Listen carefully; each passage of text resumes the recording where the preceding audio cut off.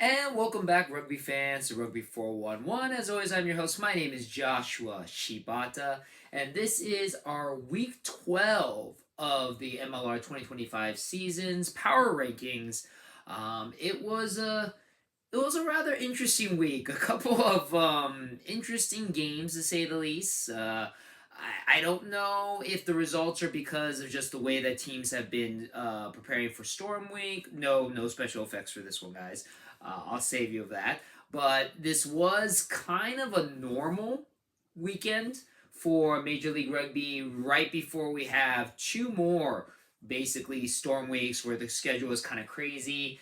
Some teams are definitely dealing with having all these games coming out once. And yeah, like I said, the games and the results, if you watched it, were rather interesting slash surprising. But again, I feel it's just how teams are managing the load for their players and roster construction in dealing with the storm week and how to basically make sure that the team is intact at least until they make it to the playoffs, which is literally right around the corner. So lots of excitement in the air with Major League Rugby, and still nothing has solidly been decided just yet per se. There's still everything to play for, with the exception of maybe one team, and we might as well get it out of the way, with Anthem Rugby, who is the only team that had a bye this week.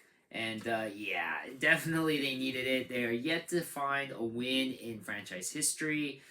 And as I mentioned before, looking at the schedule, maybe this upcoming game might be the one for them. I'm sorry, not this coming week, but maybe following weekend's game might be the one for them.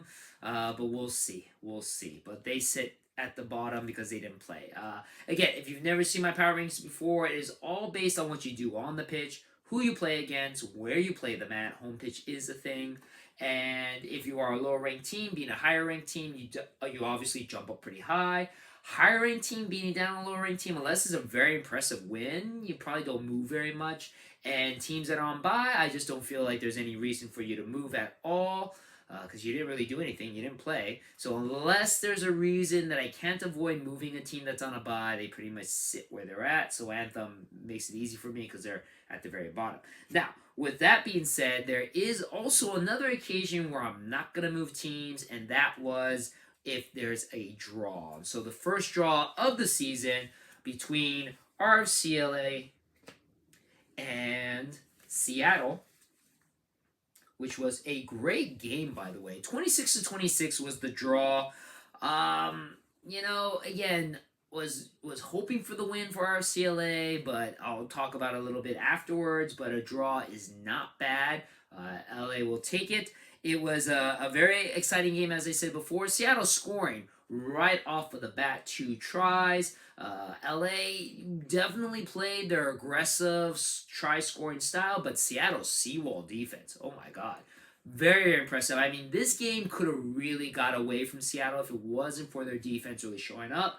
Fortunately, though, LA was able to score 2 tries to tie up the game at the half, one of them by Billy Meeks, who has been having a phenomenal season returning to LA. Have to mention that Billy Meeks just earned the 5th time he's been nominated as a top 15 player by Major League Rugby. They basically pick the 15 best players at each position who had a great weekend. Billy Meeks made the list. It's the 5th time this year, far more than any other back row player. Do I hear another maybe back row of the year for Billy Meeks? We'll see. We'll see. That will be his 3rd time winning. Other 2 were with LA with the Guiltinis, so it'd just be apropos if he wins another one with the other LA team, RCLA.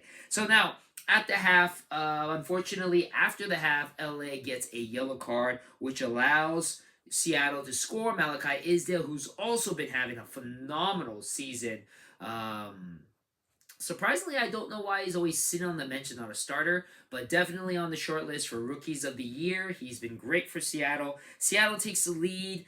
Justice Tavai, who just signed on with LA because of our injuries at prop, He making his Major League Rugby debut, as well as his, this is actually his second cap, I think, but he gets his first try of his Major League Rugby career in this game and the heads-up play, which was really great. Seattle, though, also scores with Devon Rousseau to take the lead, and it wasn't until the very last second that LA was able to score, thanks to Jason Dahm, who's always been clutch for LA. Now, that last try that Seattle scored, the kick was missed by Ronnie Iona, who has been struggling as a kicker. Very much key because this try that was scored by Jason Dahm at the last second, literally the last second, allowed LA to tie the game. Could have got the win. Gonzalo Bertrano, who normally isn't the kicker for LA, I don't know why he was kicking, but he does kick occasionally. Unfortunately, he does miss the conversion, and therefore it ends in a tie. Heartbreaker for LA, but again, we are ahead of Seattle in fourth place by 2 points with the tie, even with the bonus points by both teams because we both got 4 tries. Points still stay the same. We are still 2 points ahead. Therefore, LA is still in fourth place, and to be honest, still holds their destiny to make the playoffs as long as LA wins more games till we get to the playoffs than Seattle. LA is purely going to be in the fourth place, and 4 teams in the conference make it to the playoffs. You just don't want to be that last place team, and right now that is Seattle. So fortunately, LA looking pretty good with the playoffs. We are hosting Anthem next. Seattle, I believe, goes against Utah next, so not an easy game. But yeah, looking pretty good for LA. Would have loved the win, but we'll take the draw.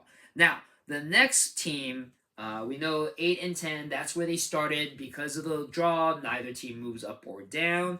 The next team, though, unfortunately, big drop for them is the Houston SaberCats, sliding all the way from number 4 down to number 9 after suffering a loss to a resurging New England Free Jacks, 36-17. The reason why I had Houston drop so low is because, man, it wasn't really a competitive game. It was all New England. Does this mean New England is back? I mean, they're looking like it. This was a big test for them, and they passed with flying colors. The only thing I can say about Houston in this game is that, unfortunately, Houston is still having some issues with their kicking. AJ Alatimu missed both of his conversion kicks. Houston didn't score until the second half. And at that, only 17 points. It was pretty much all New England in this game. So that's why I slid Houston down quite a bit. I'll talk more about New England when we get to New England. We'll see where they ended up with that win. But big loss to Houston. Houston's still in the top of the Western Conference, but definitely needs to kind of be competitive because the last half of the season, it's really both conferences pretty much play each other for their second games. So there's a lot of Western showdowns between the Houston, between Seattle, between San Diego, and of course LA and Utah. All the teams are playing against each other. This last month and a half of MLR action is all going to be between Western in-conference games, so the West is definitely going to be super competitive. Houston has to show up. Otherwise, I don't know if Seattle might be able to jump them. LA might jump them too. We'll see. It's going to be very, very competitive at the end of the season. At number 7, another team that slid down pretty far are the NOLA Gold, sliding down from number 3 to 7 after losing to San Diego. Now, this game was really, really fun. It was a very competitive game. NOLA actually looked really, really good in this game, playing in Torero Stadium in San Diego. They went toe-to-toe, both teams scoring back and forth in the first half. Right before the half, San Diego gets a yellow card, which allows NOLA to capitalize on. A couple of tries by NOLA captain Moni Tanguia, who hasn't really been scoring this season, so this was a great show for him. This game was weird, but more because of the officiating. For example, right before the half, it looked like NOLA scored, but you can hear if you watch the game, and all these games you can watch on replay on ESPN Plus or on the Rugby Network. If you watch this game, the try that NOLA scored, the TMO is yelling at the referee that there is an obstruction. And they even do a replay of it. I mean, there could be an argument that maybe the player, and the way the obstruction works is that, unlike football, a player can't protect another player from being tackled. You can't interfere with anyone going after a tackle player. You have to stay out of the way. Now, if you are running in support of the player and the other player runs into you, that's not obstruction. You just can't purposely collide with another player to prevent that player from tackling the player with the ball. Just it's not like football. So in this instance, the NOLA player was kind of running backwards, looked like he made a turn towards the San Diego player, preventing him from tackling the score try for NOLA. But it looked like maybe the NOLA player was just kind of stumbling around, so not necessarily doing it on purpose. Whatever the case, the TMO was yelling at the official saying that, hey, there's an obstruction. The official, I don't know if he reviewed it or what, but basically he just kind of went, no, it's a try, and just called it off. Kind of confusing everybody, and yeah, NOLA ended up scoring. And that's not the first time. There's another instance where Damian Stevens scored for NOLA. Again, there's an obstruction call, and again, literally the TMO, the official goes, no, it's good. There was also a try scored by NOLA. They're all by NOLA. Well, by Christian Poydevin, actually, for this one.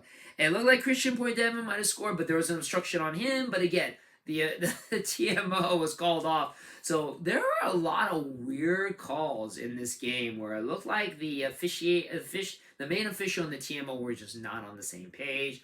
Regardless, in the second half, San Diego, though, NOLA was ahead at the half 24-21, so they're only up by 3 points. In the second half, it was all San Diego. San Diego scoring 3 tries unanswered until the very end by NOLA. San Diego scoring 24 points in the second half to NOLA's 12. You do the math, and it ends up being a San Diego win 45-36. It looks on paper like a shootout, but like I'm saying, in the second half, NOLA kind of looked like they gassed out. And San Diego looked like the San Diego that was at the beginning of the season when they were the hottest team in the league, 5 wins in a row, and they were the only undefeated team left. Now, no offense to NOLA, I don't think NOLA is necessarily one of the top teams, so does that mean San Diego's back? I don't know, but both teams scored a lot of tries. San Diego scoring 6, NOLA scoring 5, so I mean, NOLA did their part in this game. It was a pretty competitive game, but NOLA's falling pretty down because San Diego hasn't looked this good in a while, so San Diego jumping up, and I'll talk a little bit more about San Diego once we get to them. Now, speaking of weird games, the next one, Miami and Chicago. We went from a high-scoring game to a very low-scoring game. Miami losing to Chicago 7-14. You heard right, 7-14. You had a game where there was a combined total of 11 tries to a game that only had 3. In this game, Miami scored first theoretically with a try from Kirby Hill, and I say Kirby Myhill, and I say theoretically because unfortunately he was called off because of a knock-on. It wasn't until 30 minutes later that Kirby Myhill was able to score the only try scored by Miami. In the first half, they were up 7-0. Second half, it kind of was a weird game because of just the weather. It was rainy. It was a lot of wind. So not a lot of scoring. In the end, though, Chicago scores 2 tries in the second half. One of them by Dylan the Butcher Fawcett, which makes it his 62nd try in his Major League Rugby career, by far more than anybody else in the league. And Chicago walks away with the win, 14-7. A very, very kind of lackadaisical game. But, hey, a win's a win for Chicago. These two teams flip-flop because of that. At number 4, this is the interesting one. Utah and Old Glory playing against each other, and shockingly, Utah, which was the number 1 team looking like world beaters, drops down to number 4, suffering a loss to Old Glory DC, who moves up from number 9 all the way up to number 3 because they took down the number 1 team. Now, if you didn't watch the game, You would have thought, like, wow, this is a huge win for Utah, for Old Glory. Now, again, it is, but if you watch the game, and if you saw how Utah was playing, plus, by the way, this was the third game in 9 days for Utah. That is a dredge of a schedule because of storm week. But also to the lineup for Utah in this game: no Joe Mano, no D'Angelo Luila, no Coleman, no Jordan Trainer. They had a lot of players that are usually starters not playing in this game because they had to rest. Not saying that Old Glory not necessarily could have had a chance to win this game, but definitely I feel like that played a factor in it. And again, 3 games in 9 days. Utah has been on just a crushing season schedule. So Old Glory taking advantage of it. But again, they played pretty well. I mean, Old Glory started the game 15 points scored in 25 minutes. Utah, because again, you have a lot of players that don't normally play together or start. There's a lot of penalties, a lot of handling errors, yellow card to Utah. Old Glory was very dominant in the second half. In the first half. In the second half, Old Glory continues with a try from Jamison Fonala Schultz, who this is his second try in 2 games since returning from injury. So definitely a great addition back to the lineup for Old Glory. Utah was pretty much scoreless in the first half, finally scores at the 60th minute, followed by a second try. At that point, basically both teams have pretty much got their reserves on. I feel Utah kind of, not saying they didn't care about this game, but didn't really put a lot of effort into it. Old Glory, once they pretty much secured the win in the first half, kind of took their foot off the gas. So that's why the score was only 28-12. Still a big win for Old Glory. I didn't slide Utah down as much as Houston did, because Houston got totally dominated by New England, but Houston also had a full team. This is not a full team for Utah. I'm not saying that Old Glory isn't good, but I'm definitely saying this was not the Utah team we've been seeing tearing up things in the last couple of weeks. Old Glory gets the win. They get to be above Utah, but Utah only slides down to number 4 instead of falling much further down. Then, we talked about San Diego. San Diego looking very good in their win over NOLA Gold. In that game for San Diego, it was kind of a weird game, but got to shout out Christian Poidevin getting 2 tries in this game. San Diego did what they had to do to win, and again, looked very, very good in this game over NOLA. Looked like maybe the team that we saw in the very first half of the season. We'll see if they'll start to pick up. Maybe they'll pull what Seattle did. Maybe they'll pull what this next team has done, where they started off kind of losing steam and now building right back up at the right time. And now we're going to talk about the number 1 team, the New England Free Jacks, your reigning, defending, two-time MLR champions. This is the first time they've been back in the number 1 spot since, I think, week 2, which is really saying something. They are right now riding on, I believe, a 5-game win streak. Yeah, 5-game win streak for them.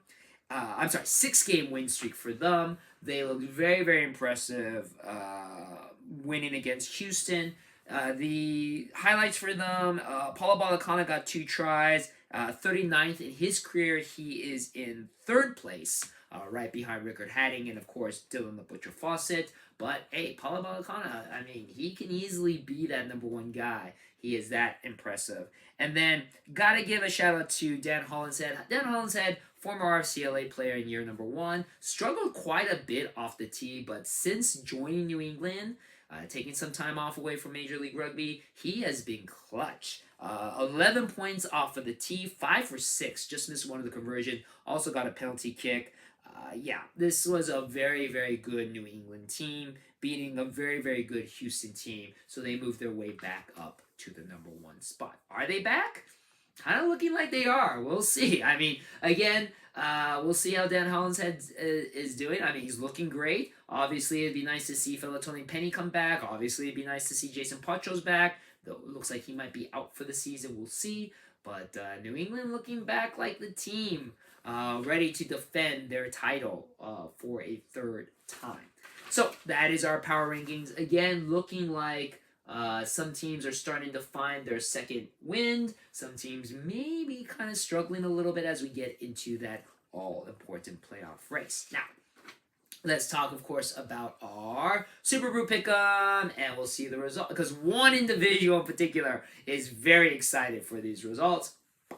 And congratulations to Coop, USA League and Union fan. Congratulations, brother. You got the golden cap. 6 points out of possible 14.5. I mean, it was a struggle, but you did it. You made the most out of the week. Right behind you by 0.5 points, John from Rugby Morning. And then Sunshine, look at you, brother. Got a big score on this one, 5 in third. And then we had Reviewer 812, fourth for 4.75. And then we have 4 players tied for 5th. Mr. Rugby, our reigning defending champion all J long, or one of our former champions all J long, Jahigo, and Maxman. Maxman, I haven't said your name in a while, are in 5th with 4.5. Unfortunately, Tex got the wooden spoon this time.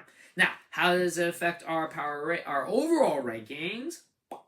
Looks like Julie stays in first place with 57.33 points. Still keeping a very healthy lead. Sarai, never know how to say it, moved up a spot to number 2, 52.83. That means CrossFox, who has been pretty dominant this whole season, drops another spot down to number 3, 52.25.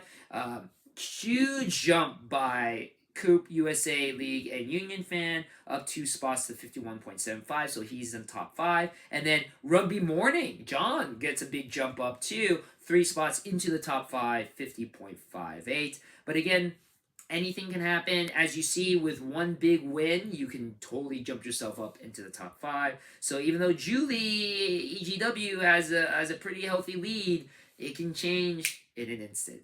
Let's look at our bottom 5. And because of Sunshine getting a pretty good ranking this week, he jumps up 2 spots to 24, 37.75. That, of course, means that Frisco Flame and Leon both drop down a spot. And, of course, GMV Rugby and Melbourne Rocker round out our bottom 5. So, that is, of course, our power rankings. Very interesting. We'll see how things go with Storm Week continuing back on for at least another 2 weeks. I know in particular, NOLA has a pretty rough schedule, so we'll see how that affects them. We'll see how it affects everybody. But that is our rankings. Let me know what you think. See if your favorite team made it up or down on the rankings. Let me know in the comments below. And as always, thank you very much for watching my video, and I'll see you on the pitch.